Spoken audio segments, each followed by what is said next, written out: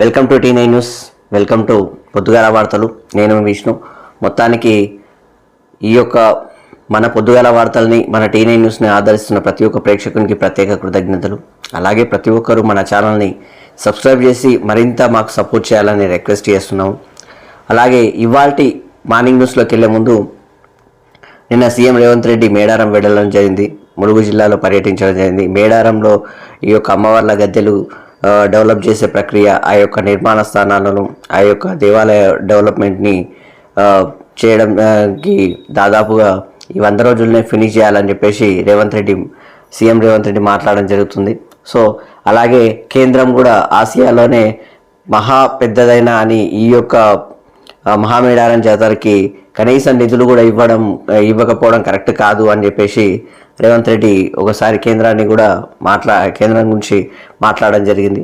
అలాగే కుంభమేళాకి ఇస్తారు, మహాకుంభమేళాకి, మళ్ళీ మా మేడారంకి ఎందుకు ఇవ్వరు, అందులోనూ ఆసియా మొత్తంలోనే బిగ్గెస్ట్ది కదా అని చెప్పేసి కూడా మాట్లాడినట్టు. సో దాంతోపాటు మేజర్ టాపిక్ వస్తే, గవర్నమెంట్ ఆసుపత్రులలో దందాలు. ఎలాంటి దందాలు అంటే, ఆపరేషన్లు వాళ్ళ ప్రైవేట్ క్లినిక్లలో చేస్తున్నారు డాక్టర్లు. అంటే ఒకవైపు రేవంత్ రెడ్డి మొన్న మాట్లాడిన విధానం చూశారు. ప్రైవేట్ డాక్టర్లు కూడా గవర్నమెంట్ హాస్పిటల్లో కొంచెం సేవలు చేయండి, అందుబాటులో ఉండండి, రిక్వెస్ట్ చేస్తున్నాం. ఎందుకంటే సేవ చేయడం కూడా మీరు ఈ యొక్క డాక్టరేట్ తీసుకున్న తర్వాత, ఈ డాక్టర్ సర్టిఫికేట్ తీసుకున్న తర్వాత కొంతైనా ప్రజలకు సేవ చేస్తే బాగుంటుంది, మీరు ఆ విధంగా చూడండి, ఒకటేసారి బిజినెస్ పర్పస్లోనే చూడకూడదు అని చెప్పేసి మాట్లాడారు. అందరూ డాక్టర్లు ఉండరు, కానీ కొంతమంది డాక్టర్లు మాత్రం బిజినెస్ చేస్తున్నారు. కోటి హాస్పిటల్ గురించి మీకు తెలిసిన విషయమే. సో కోటి హాస్పిటల్లో ఈ చెవి, ముక్కుకు సంబంధించిన, గొంతుకు సంబంధించిన ఈ యొక్క ఎలాంటి పరిస్థితులు ఉన్నా కానీ వాళ్ళను చీప్గా చూడడం, వస్తే ప్రైవేట్ క్లినిక్లు రండి అని అక్కడ నుంచి పంపించేయడం, అక్కడికి వాళ్ళ అడ్రస్ పంపించడం, అలాంటి పరిస్థితి ఏర్పడుతుంది. దాంతోపాటు ఈ యొక్క ప్రభుత్వ ఆసుపత్రులలో కూడా ఈ యొక్క డాక్టర్లు అక్కడికి వెళ్ళండి, అక్కడికి వెళ్తేనే బాగుంటుంది, అక్కడ ఆపరేషన్లు చేయించుకోండి అని చెప్పేసి చెప్పడం జరుగుతుంది అన్నట్టు. సో దానికి సంబంధించిన కొన్ని న్యూస్లు కూడా ఆ యొక్క తెలంగాణ వ్యాప్తంగా వైరల్ అవుతున్నాయి. సో డాక్టర్ల పరిస్థితి ఆ విధంగా ఉందన్నట్టు. కొంతమంది డాక్టర్లు, అందరు కూడా కాదు, దరిద్రులు కొంతమంది ఉంటారు కదా, ఆ విధంగా అన్నట్టు. సో ఆ విధమైన పరిస్థితి అన్నట్టు. సో దాంతోపాటు జిఎస్టీ లెక్కల జిఎస్టీ తగ్గింది కాబట్టి ప్రతి ఒక్క షాపింగ్ మాల్ కిటకిటలాడుతున్న పరిస్థితి. మొత్తానికి ఇది ఎప్పుడు ఆఫ్ చేస్తారో కూడా తెలియదు అన్నట్టుగా మొత్తానికి ఇక్కడ దసరా ఉత్సవాలు ఉన్నాయి, నవరాత్రి ఉత్సవాలు ఉన్నాయి. అందులో భాగంగా అనేక ఆఫర్స్ రావడం వల్ల ఈ యొక్క జిఎస్టీ కూడా అందులో భాగంగా ఉండడం వల్ల మొత్తానికైతే కిటకిటలాడుతున్నాయి అన్నట్టు. సో ఇక వరదల గురించి అయితే మీకు తెలిసిన విషయమే. మొత్తానికి ఉత్తర భారతదేశం మొత్తానికి అలాగే ఉంది. బెంగాల్లో మరీ టూ మచ్గా వర్షం పడ్డది. దాంతోపాటు ఇక తెలంగాణ, ఆంధ్రప్రదేశ్లో కూడా వర్షాలు బాగానే పడుతున్నాయి అన్నట్టు. హైదరాబాద్లో కూడా వర్షం పడడం జరిగింది. సో ఇవాళ మార్నింగ్ న్యూస్లోకి వెళ్ళే ప్రయత్నం చేద్దాం రండి. మరి ఇవాళ ప్రధాన వార్తలు ఎలా ఉన్నాయో చూద్దాం. మొత్తానికి వెలుగు దినపత్రికలో ఇక్కడ వార్తలు చూడొచ్చు. జాతీయ అవార్డు అందుకున్న కాసర్ల శ్యామ్ అని చెప్పేసి, దాంతోపాటు మోహన్ లాల్కు దాదాసాహెబ్ ఫాల్కే అవార్డు ప్రదానం అని చెప్పేసి ఇక్కడ వార్త. బలగన్ సినిమాలోని ఊరు పల్లెటూరు పాట రాసిన కాసర్ల శ్యామ్ జాతీయ ఉత్తమ లిరిక్ రైటర్గా అవార్డు అందుకున్నారు. మంగళవారం ఢిల్లీలోని విజ్ఞాన్ భవన్లో జరిగిన 71 జాతీయ చలనచిత్ర అవార్డుల ప్రధానోత్సవంలో రాష్ట్రపతి ద్రౌపది ముర్ము ఆయనకు అవార్డును అందజేశారు. భారత చలనచిత్ర పరిశ్రమలో అత్యున్నత పురస్కారంగా భావించే దాదాసాహెబ్ ఫాల్కే అవార్డును రాష్ట్రపతి చేతుల మీదుగా మలయాళ నటుడు మోహన్ లాల్ అందుకున్నారు. అంతకుముందు ఆయనకు శాల్వతో సత్కరించి పురస్కారంతో పాటు ప్రశంసా పత్రాన్ని అందజేశారు. అట్టహాసంగా జరిగిన ఈ కార్యక్రమంలో బాలీవుడ్, టాలీవుడ్, జాతీయ దక్షిణాది సినీ ఇండస్ట్రీకి చెందిన పలువురు నటులు జాతీయ అవార్డులను స్వీకరించారు అని చెప్పేసి ఇక్కడ వార్త. మొత్తానికి చాలామందికి అవార్డులు రావడం జరిగింది. జాతీయ అవార్డు అంటే వాళ్ళ కష్టానికి తగ్గట్టుగా వచ్చినట్టుగా కనిపిస్తుంది. ఇంకోటి ఈ ఊరు పల్లెటూరు అనే పాట కూడా పల్లెటూరు గురించి ఉన్న పాట, అందులోనూ చాలా ఫేమస్ అయింది ఆ పాట. ఈ యొక్క బలగం సినిమాలో ఆ సినిమా కూడా చాలా ఫేమస్ అయిన విషయం తెలిసింది. మొత్తానికి మోహన్ లాల్ గారికి దాదాసాహెబ్ ఫాల్కే అవార్డు కూడా రావడం జరిగింది. సో దానికి సంబంధించి మొత్తానికి కంగ్రాచులేషన్స్ టీ9 నుంచి. సో దాంతోపాటు మరో వార్త చూద్దాం. సో దాంతోపాటు కుంభమేళాకు 1000 కోట్లు ఇచ్చి మేడారానికి ఎందుకు ఇవ్వరు, కేంద్ర సర్కారును ప్రశ్నించిన సీఎం రేవంత్ రెడ్డి. సో ఆసియాలోనే అతిపెద్ద గిరిజన జాతరపై చిన్న చూప అని చెప్పేసి ప్రశ్నిస్తున్నారు అన్నట్టు. ఉన్న మాటనే ఇది కరెక్టే, ఎందుకంటే గతంలో కూడా పెద్దగా ఇవ్వలేదు నిధులు. ఈ యొక్క మేడారం జాతర ఉన్నప్పుడు, ఆ మేడారం మహాజాతర ఉన్నప్పుడు కూడా పెద్ద పట్టించుకోరు అన్నట్టు. ఏదో తూతూ మంత్రంగా బిచ్చమేసినట్టు వేశారు ఆ నిధులు కూడా, కానీ పెద్దగా కూడా కరెక్ట్గా ఇవ్వాలన్నట్టు. రాష్ట్ర ప్రభుత్వమే ఏమంటారు క్షేత్రస్థాయిలో నడిపిస్తుంటారు అన్నట్టు. జాతీయ పండుగగా గుర్తింపుతో పాటు నిధులు ఇవ్వాలి. కిషన్ రెడ్డి, బండి సంజయ్కి అమ్మల ఆశీర్వాదంతోనే ఆ హోదా. నిధులు ఇవ్వకుంటే నేనేమనను, ఆ తల్లులే చూసుకుంటారు. మేడారం అభివృద్ధిని గత బీఆర్ఎస్ పాలకులు పట్టించుకోలే. నిధులు అడిగితే దానం ధర్మం చేసినట్లు వ్యవహరిస్తుండ్రు. 100 రోజుల్లో మేడారం జాతర అభివృద్ధి పనులు పూర్తి చేస్తాం. 1000 ఏళ్ళు నిలిచేలా రాతితో మేడారం పునర్నిర్మాణ పనులు. మంత్రులు సీతక్క, కొండా సురేఖ, పొంగులేటి, అడ్లూరితో కలిసి మేడారం అమ్మవారికి మొక్కులు చెల్లించుకున్న సీఎం రేవంత్ రెడ్డి. సో జాతీయ అభివృద్ధి పనులపై రివ్యూ అని చెప్పేసి ఇక్కడ వార్త. మొత్తానికి జాతర అభివృద్ధి పనులపై రివ్యూ నిర్వహించడం జరిగింది. సో దానికి సంబంధించింది. మొత్తానికైతే ఇక్కడ కిషన్ రెడ్డి, బండి సంజయ్ ఇప్పుడు కేంద్ర మంత్రులుగా ఉన్నారు కదా, కేంద్ర మంత్రులుగా ఉన్నందుకు వాళ్ళకి ఆ హోదాలు అమ్మవారి దయతోనే వచ్చినాయి కాబట్టి ఇక్కడ కూడా కొంచెం నిధులు ఇవ్వండి. మన తెలంగాణను మనం డెవలప్ చేసుకోవడంలో ఇట్లా అడగడంలో మాటలు తప్పేం లేదు. ఎందుకంటే కేంద్ర సర్కార్లో వీళ్ళు ప్రధాన పాత్ర పోషిస్తున్నారు, కేంద్ర మంత్రులుగా వ్యవహరిస్తున్నారు కాబట్టి ఆ వ్యవహారంలో, ఆ విధుల్లో భాగంగా ఇక్కడికి నిధులు తీసుకురావాల్సిన అవసరాలు ఉన్నాయి. పార్టీల కోసం పనులు చేయడము బంద్ చేసుకోవాలి. తెలంగాణ రాష్ట్రం కోసం పనిచేయడం నేర్చుకోవాలి. తెలంగాణ రాష్ట్రం కోసం పనిచేస్తూనే తెలంగాణ ప్రజలు గెలిపిస్తేనే మీరు ఆ స్థాయిలో ఉన్నారు కాబట్టి నిధులు తీసుకురావాలి అని చెప్పగానే చెప్తున్నాడు సీఎం రేవంత్ రెడ్డి. తప్పేముంది, ఉన్నమాటని. సో దాంతోపాటు జాతీయ పండుగగా గుర్తింపునివ్వాలి అని చెప్పేసి కూడా అంటున్నారు. తప్పేం లేదు, ఎందుకంటే ఆసియా ఖండం మొత్తంలోనే పెద్ద గిరిజన జాతర ఇది. పెద్ద గిరిజన జాతర మన మేడారం జాతరనే. మహాకుంభమేళాను మించి ఉంటుంది ఇక్కడ. సో అంత పెద్ద జాతరకు నిధులు ఇవ్వరు. కనీసం ఆ నిధులతో పాటు జాతీయ హోదా కూడా ఇప్పుడు ఇవ్వాలని చెప్పేసి సీఎం రేవంత్ రెడ్డి మాట్లాడుతున్నారు కేంద్ర సర్కార్ని ఉద్దేశించి. సో దానికి సంబంధించిన వార్త. మొత్తానికి మేడారం పునర్నిర్మాణ పనులు కూడా వేగవంతంగా జరుగుతున్నాయి. సో 100 రోజుల్లోనే ఫినిష్ చేయాలి, ఎందుకంటే మేడారం మహాజాతర వస్తుంది కాబట్టి తొందర ఫినిష్ చేయాలని చెప్పేసి కూడా అంటున్నారు.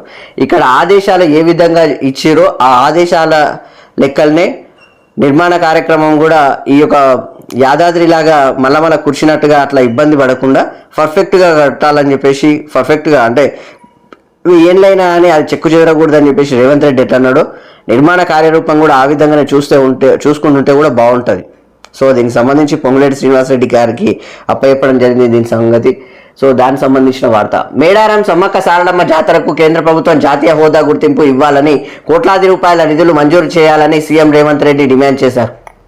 కుంభమేళాకు 1000 కోట్లు ఇస్తున్న కేంద్రం ఆదివాసుల కుంభమేళ మేడారం జాతరకు మాత్రం ఎందుకు నిధులు ఇవ్వడం లేదని ప్రశ్నించారు. ఆసియాలోనే అతిపెద్ద గిరిజన జాతరపై చిన్న చూప అని అడిగారు. కుంభమేళ యూపీలోని అయోధ్య మాత్రమే దేవాలయాలు కాదనే విషయాన్ని మోదీ సార్ గారు మరవద్దన్నారు. మంగళవారం మంత్రులు సీతక్క, కొండా సురేఖ, పొంగులేటి శ్రీనివాసరెడ్డి, అడ్లూరి లక్ష్మణ్, ప్రభుత్వ సలహాదారు వేం నరేందర్ రెడ్డితో కలిసి ములుగు జిల్లాలో మేడారం సమ్మక్క సారలమ్మ అమ్మవార్ల గద్దెలను సీఎం దర్శించుకొని తులాభారంలో మొక్కులు చెల్లించుకున్నారు. 2026 సమ్మక్క సారక్క జాతరకు సంబంధించి 150 కోట్ల విలువైన అభివృద్ధి పనులకు శంకుస్థాపనలు చేశారు అని చెప్పేసి ఇక్కడ వార్త. మొత్తానికి మేడారం నిన్న ములుగులో సీఎం రేవంత్ రెడ్డి పర్యటించడం జరిగింది. సో దానికి సంబంధించిన వార్త. సో దాంతోపాటు మరో వార్త చూడొచ్చు. తెలంగాణ సంస్కృతికి ప్రతీక బతుకమ్మ అని చెప్పేసి మంత్రి వివేక్ వెంకటస్వామి చెప్తున్నాడు. సో దానికి సంబంధించింది. తెలంగాణ సంస్కృతి సాంప్రదాయాలకు బతుకమ్మ ప్రతీక అని కార్మిక శాఖ మంత్రి వివేక్ వెంకటస్వామి అన్నారు. జూబ్లీ హిల్స్ నియోజకవర్గం రహమత్ నగర్లో మంగళవారం బతుకమ్మ వేడుకలు నిర్వహించారు. ఈ సంబరాల్లో మంత్రి వివేక్ దాంతోపాటు సరోజ దంపతులు పాల్గొన్నారు. సో దాంతోపాటు పెద్ద ఎత్తున మహిళలు బతుకమ్మ ఆడారని చెప్పేసి మొత్తానికి బతుకమ్మ సంబరాల్లో భాగంగా వివేక్ వెంకటస్వామి గారు అక్కడ పాల్గొనడం జరిగిందని చెప్పేసి ఇక్కడ వార్త. సో దాంతోపాటు మరో వార్త చూడొచ్చు.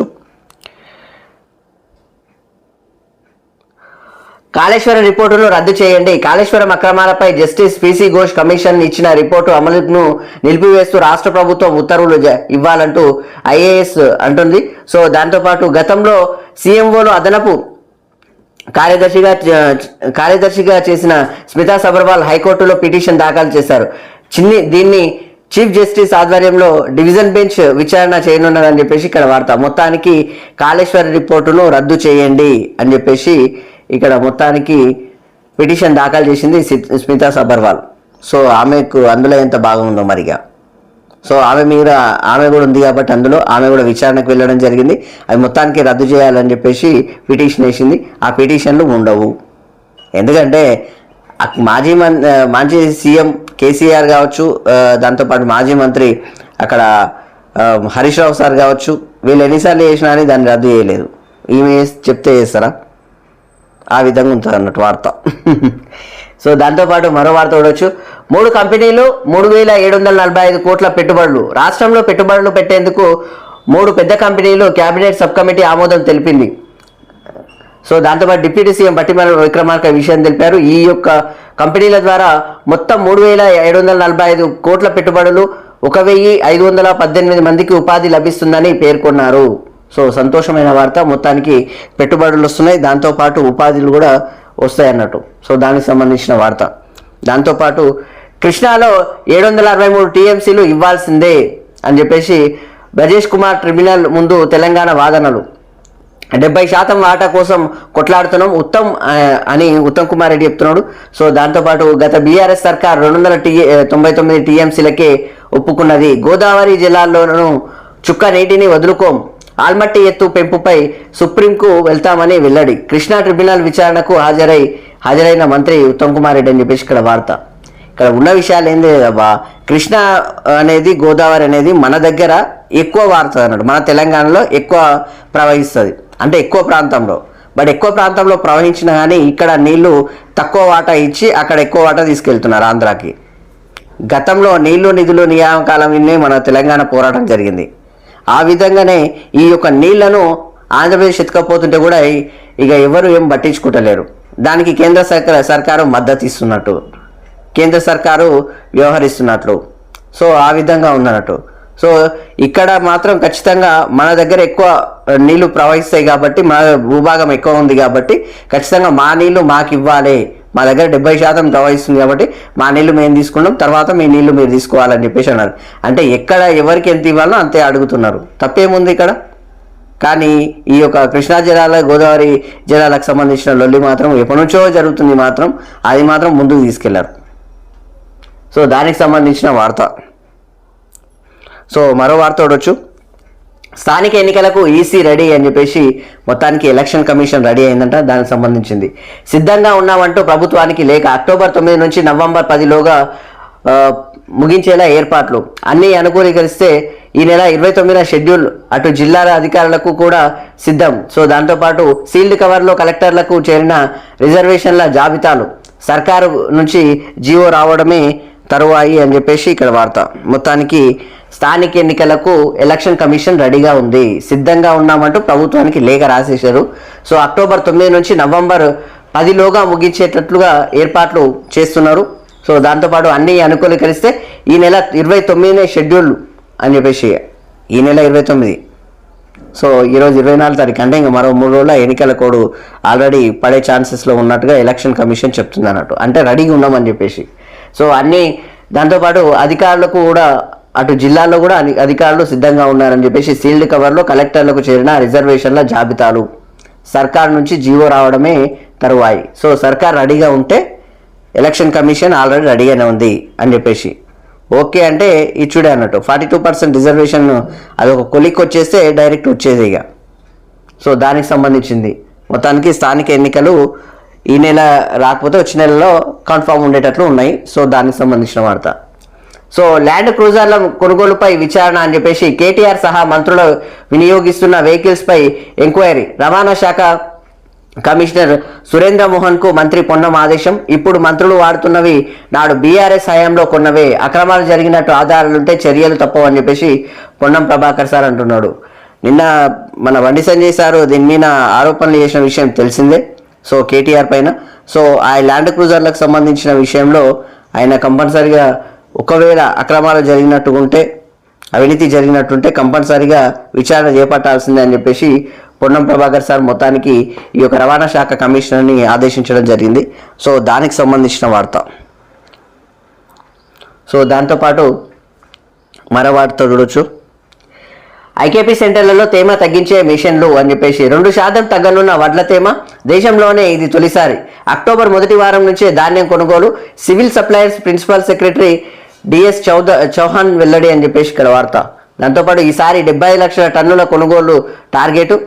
వడ్లు తడవకుండా సెంటర్ల వారీగా వెదర్ పోర్ట్ కాస్ట్, దాంతోపాటు బ్యాంకు గ్యారంటీలు ఇచ్చిన మిల్లులకే ధాన్యం ఇస్తామని వెల్లడి అని చెప్పేసి ఇక్కడ వార్త. మొత్తానికైతే ఐకేపీ సెంటర్లలో తేమలు తగ్గించే మిషన్లు, తేమ ఉంది అని చెప్పేసి కొనకుండా చేస్తారు కదా, అది 2% తగ్గించేటట్టుగా మిషన్ ఉందంట. సో ఆ విధంగా కొనే ఛాన్సెస్లు ఉన్నాయన్నట్టు. సో దానికి సంబంధించింది దేశంలోనే మొట్టమొదటిసారి అని చెప్పేసి. కానీ ఈ సెంటర్లను, కొనుగోలు సెంటర్లను మాత్రం తొందరగా ఏర్పాటు చేయాలి. తొందరగా ఏర్పాటు చేస్తేనే కొంచెం మంచిగా ఉంటుంది. ఎందుకంటే ఇక గతి లేక ఎక్కడెక్కడనో అమ్ముకోవాల్సిన పరిస్థితి, ఇతర ప్రాంతాలకు వెళ్ళి అమ్ముకోవాల్సిన పరిస్థితులు ఏర్పడతాయి. లేకపోతే ఈ యొక్క వరదల కొట్టుకపోయినట్టుగా వాళ్ళనైతే ఇక చీకట్ల వాళ్ళ పడుకొని వాళ్ళైతే రైతులు చాలా ఇక్కట్లు పడతారు.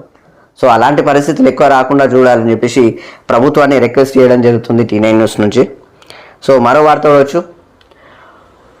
మత్తులో ఉన్న యువతిపై గ్యాంగ్ రేప్ అండ్ మర్డర్ అని చెప్పేసి ఇక్కడ వార్త.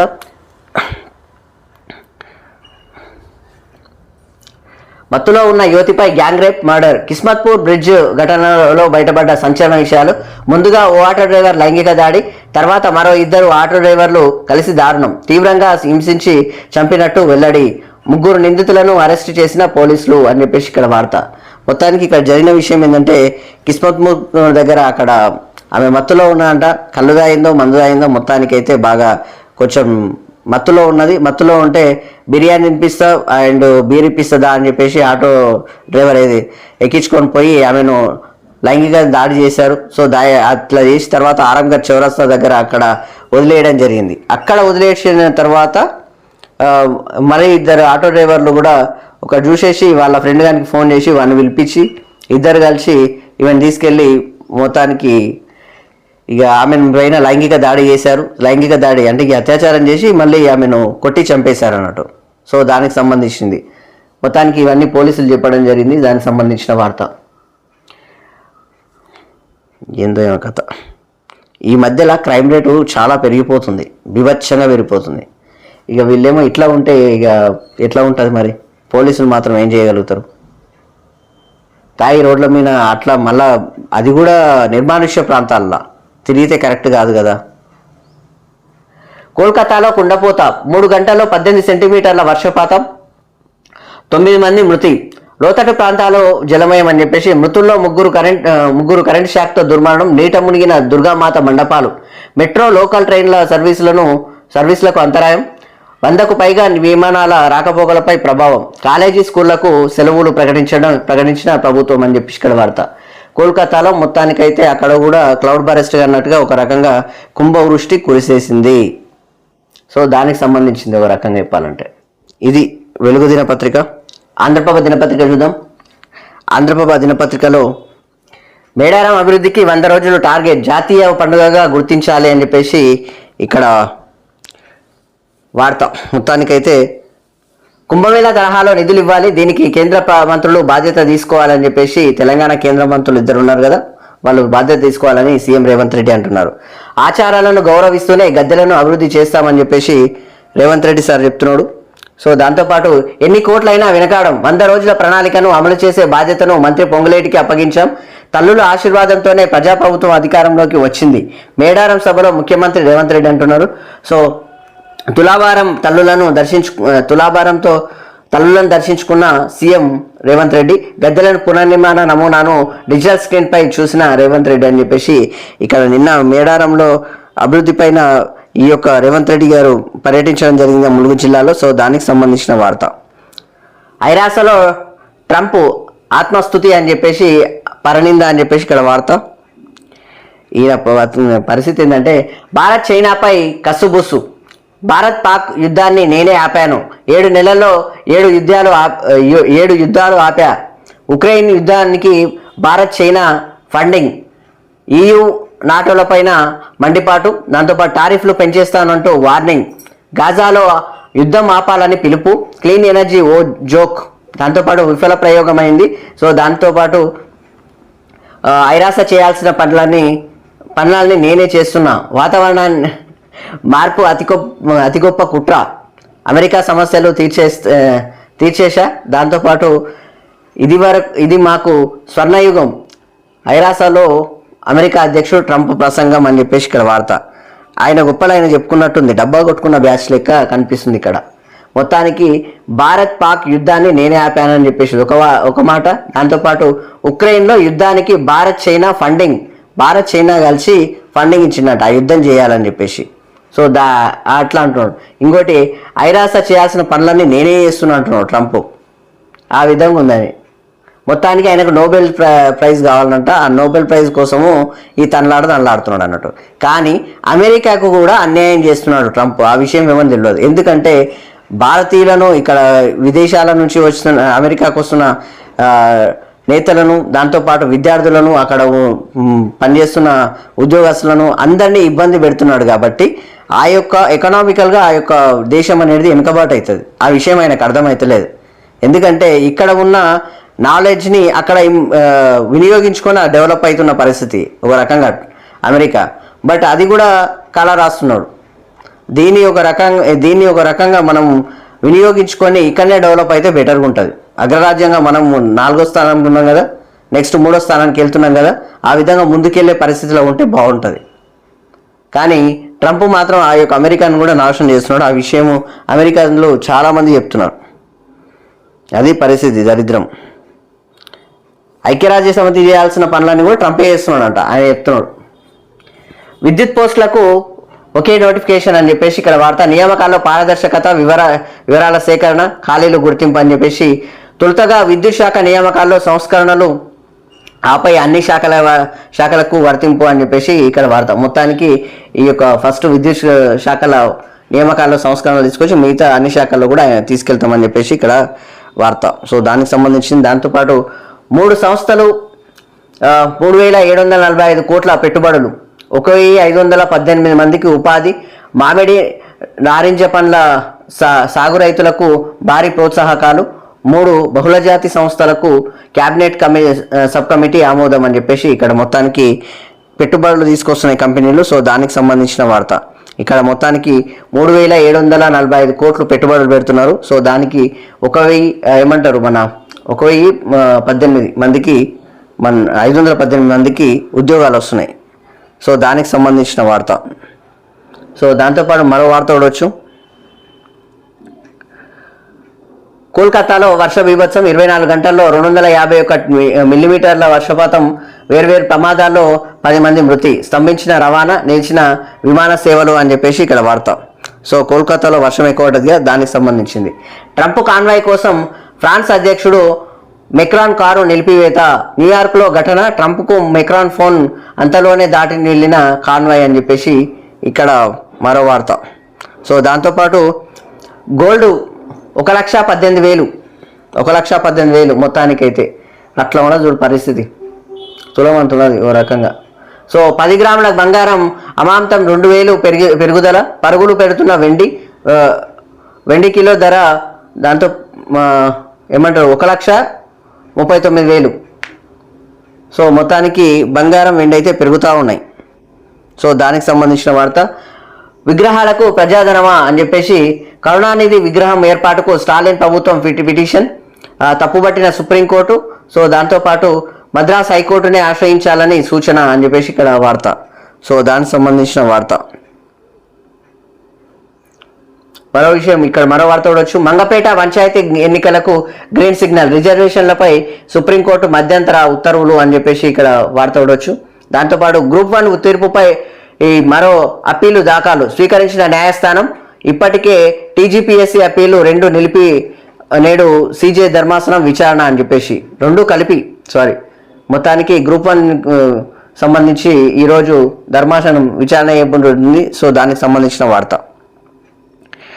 మరో వార్త కూడా వచ్చి ఇక్కడ నీటి వాటాలపై తగ్గేదే లేదు అని చెప్పేసి కృష్ణా గోదావరి జలాల కోసం రాజీ లేని పోరాటం అని చెప్పేసి ఇక్కడ కృష్ణా జిల్లాలో తెలంగాణకు 763 టీఎంసీల నీళ్లు కేటాయించాలి. సో దాంతోపాటు బ్రిజేష్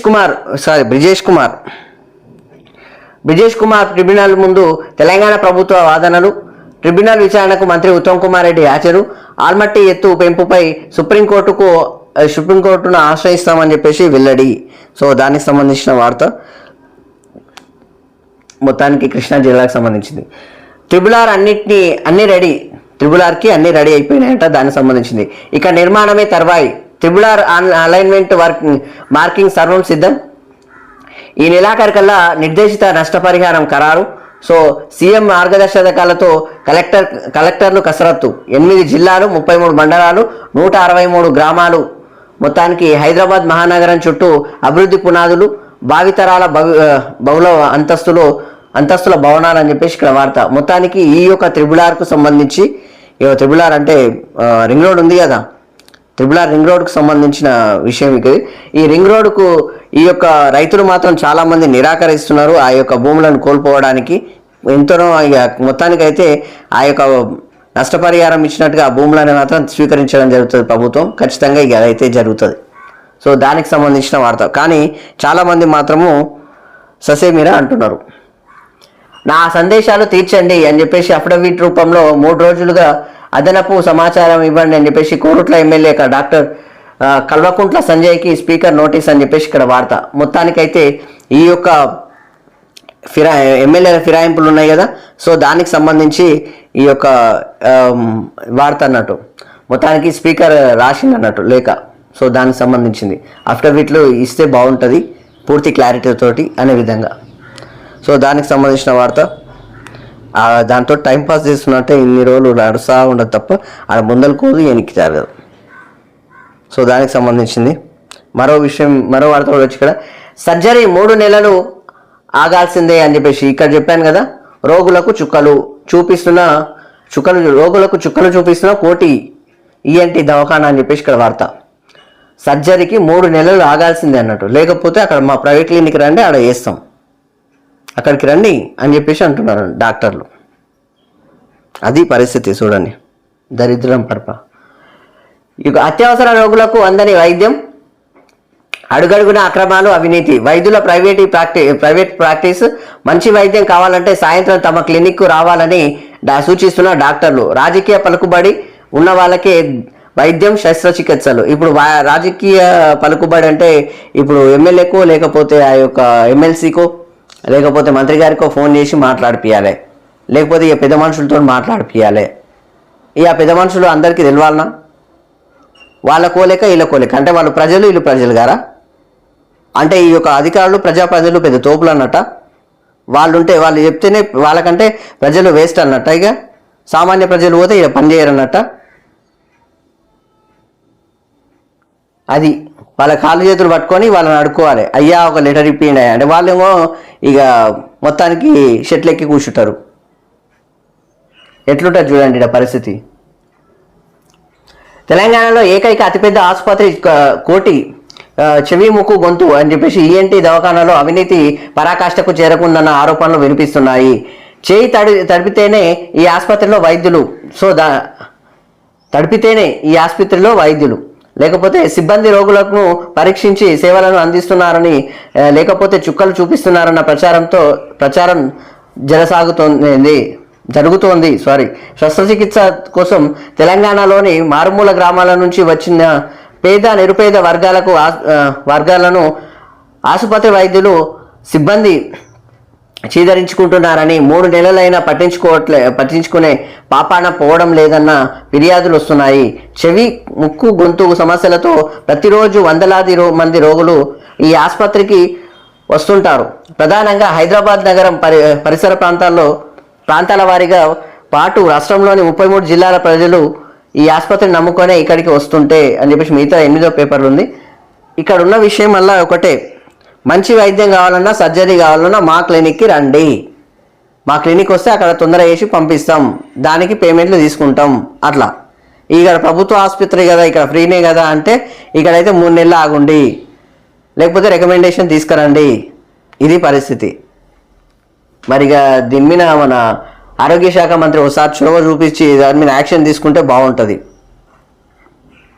ఇక్కడ ఉన్న అధికారులు కూడా జర కళ్ళు మూసుకున్నట్లే కనిపిస్తారు జర. ఎందుకంటే సామాన్యులను ఎవరు పట్టించుకోడా ఉన్నమాట. మోహన్ లాల్కు పాల్కే అవార్డు ప్రదానం అని చెప్పేసి అట్టహాసంగా జాతీయ చలనచిత్ర అవార్డుల వేడుక. సో దానికి సంబంధించి విజేతలకు రాష్ట్రపతి ముర్ము అవార్డులు, ప్రశంసా పత్రాలు ప్రదానం. టాలీవుడ్ నుంచి అవార్డులు అందుకున్న కాసర్ల శ్యామ్, అనిల్ రావుపూడి, బాలనటి సుకృతి వేణి అని చెప్పేసి ఇక్కడ వార్త. మొత్తానికి ఇక్కడ మన సుకుమార్ గారి కుమార్తె, సో అనిల్ రావుపూడి గారి డైరెక్టర్, అదేది సంక్రాంతికి వస్తున్నాం అనే సినిమా మొన్న పెద్ద హిట్ అయింది కదా, ఆ సినిమా డైరెక్టర్ గారు అంటూ. సో అన్ని హిట్లే తీస్తున్నాడు, చాలా కష్టపడుతున్నట్టు కనిపిస్తుంది. సో మొత్తానికైతే సక్సెస్ఫుల్గా వెళ్తున్నారు డైరెక్టర్ గారు. సో ఆ విధంగా దాదా సాహెబ్ ఫాల్కే అవార్డు మాత్రం మోహన్ లాల్ గారికి రావడం కూడా హర్షణీయమైంది. సో మంచి యాక్టర్ అయినా చాలా అద్భుతమైన విలువలు గల కథలు ఎంచుకుంటుంటారు. చాలా మంచి, ఓ రకంగా చెప్పాలంటే అక్కడ మెగాస్టార్ అనొచ్చు సింపుల్గా, అంత కష్టపడతారు. చాలా మంచి హీరో. సో ఇది వార్త. ఇక్కడ ఔరా చూడొచ్చు.